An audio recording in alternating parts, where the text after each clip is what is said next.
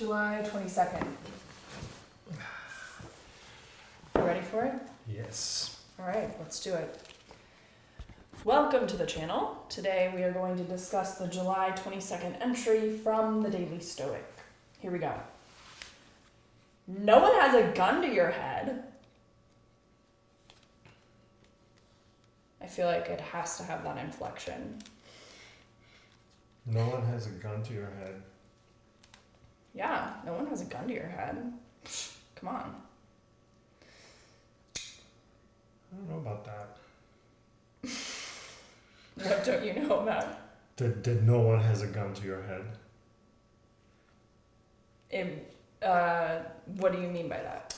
Well, it's just because like ultimately that means like you don't have to do it, right? Like no one has a gun to your head. You don't have to do it. Something. You don't have to do it, or like other people are not the reason why you do things. Like you can't say, oh, this so-and-so made me do this, or the situation forced me to do this. I mean, yeah, ultimately you always have a choice to choose differently than other people want you to choose, maybe, or something. Right. So yeah, so it makes sense. Yeah, no one really has a gun to your head, even though maybe it seems like it sometimes, you know. Yeah, or sometimes it's like even if somebody actually has a gun to your head, you still have a choice. you still have options. You still have options to not to do what they demand. Yeah. With it, you know. Yeah, so you don't have to actually do it. Yeah. Yeah. It's like there's always an option. Sometimes we may not like the options that we've been given, but that doesn't mean that we don't have them, or that they aren't firmly our responsibility, or that they're someone else's fault or something. Yeah. Okay. Seneca says, "Nothing is noble if it's done unwillingly or under compulsion. Mm-hmm. Every noble deed is voluntary." Yeah, I mean that's great. What is that?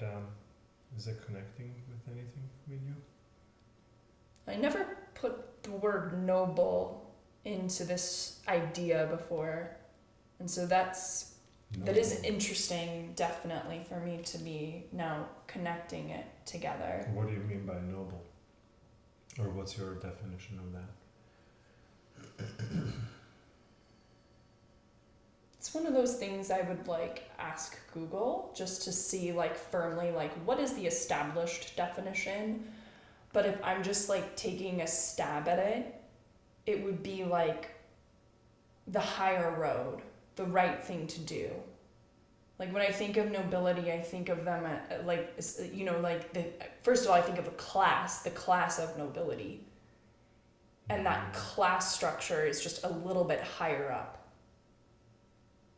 Maybe there's more responsibilities that come with that. Like if you are using your position of nobility in the best way, you are actually like a servant to, I don't know if people in the nobility have subjects or constituents or something like that, but like theoretically a good noble person would be like doing the right thing, the thing that's in the best interest of the whole.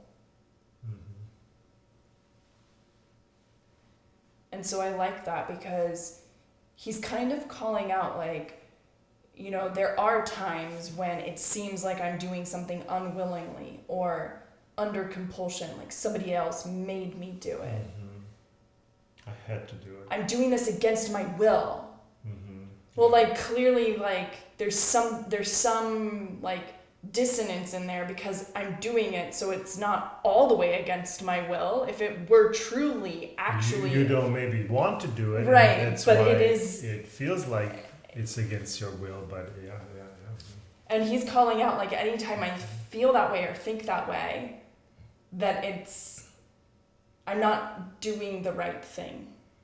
Mm-hmm. In order for me to do the right thing, I have to say, these are the options, and I voluntarily choose this one, even if I maybe don't like the options presented to me.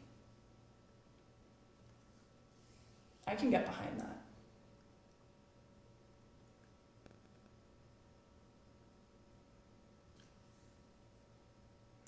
Yeah, I mean, you can get behind it in yeah, that makes sense.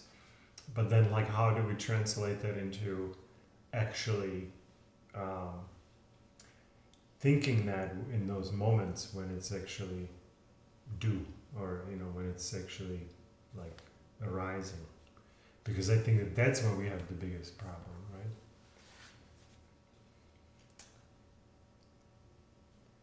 I mean, luckily, like, it kind of feels like a lot of that sort of thinking process has sort of been lifted out of my, like, habitual way of thinking about myself or the world.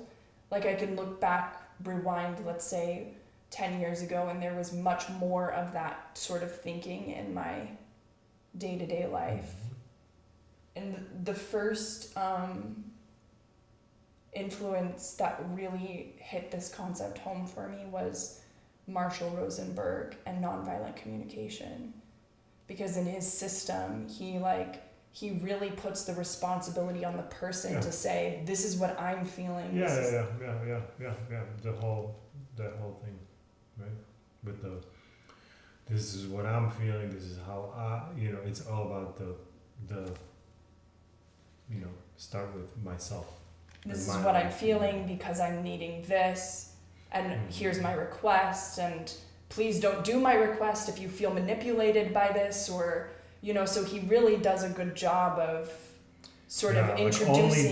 Only do it if it feels like something with like ducks. The joy of a child feeding some hungry ducks. Hungry ducks. Like, only if it feels like a child feeding a hungry ducks. Like, you just want to go feed these ducks. Like, yeah, I want to do it. Like, only help me if it feels like that or something. Yeah.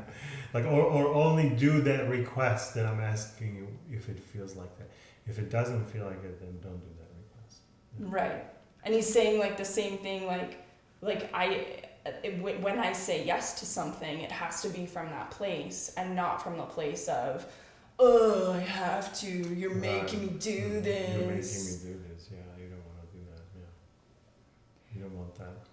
No, I think sometimes in here, like, the thing that's still in my system a little bit is, like, the tendency to blame. Mm-hmm. And I think blaming is another flavor of this, because it's sort of like this idea of, like, well, if you weren't behaving like this, I wouldn't need to behave like that. Like, that's kind of what a blame is. And so it's in there kind of giving the other person too much power. Like, you're doing something that's causing me to behave in an inappropriate way or something. Mm-hmm. So that's the part of this that I'm still working on. That area. That area has further improvement needed. Yeah. Okay. How about Mr. Ryan? You ready? Yeah. Okay. Ryan says, you don't have to do the right thing. You always have the option to be selfish, rude, awful, short-sighted, pedantic, evil, or stupid. In fact, sometimes there are incentives to break bad. Certainly not every criminal gets caught. But how does this line of thinking usually work out for people? What's that life like? You don't have to do the right thing, just as you don't have to do your duty. You get to. You want to. Yeah. There needs to be interest in it. Otherwise you could force yourself to do it, right, for some time, but it's never gonna be enjoyable. You can do it a couple times and be like, okay, I'll withstand this terrible feeling of not wanting to do this. But after that, it's never gonna start all of a sudden feeling great, right? It only starts feeling great like when you.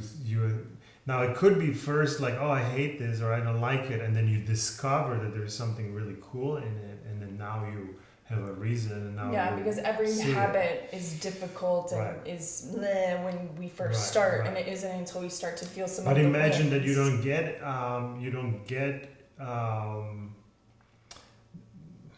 that signal from that for a long time, right? So now it's hard to withstand of doing something over and over and over that you really don't like to do.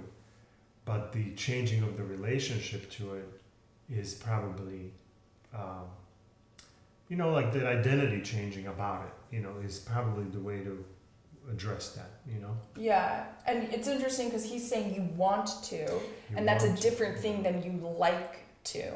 want Because to. I want to to do I behaviors want that maybe I don't like in the Yeah. moment. They aren't pleasurable. They I freak want, me yeah, out. because maybe it's like I want to be a person who can handle all these situations, and therefore, if they're coming at me, I want to be able to handle those Yeah. situations. So then So now I'm bring gonna do things I maybe Yeah. don't like to do, but I'm choosing to do them it, anyway choosing to do that because I know that this is the type of person that I'm trying to become. Yeah. And so that's the James Clear's identity thing. As like the first rule of habit creation. Yeah. Like it's not those. What does it say? Process and results. So it's not process and results. It's identity is where all that stuff is kind of hiding. Yeah. Cool. Do you got anything else? No, Yeah. All we're right. good. Let's wrap it up.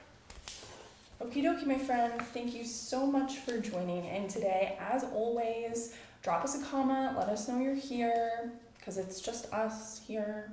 And we will see you here tomorrow.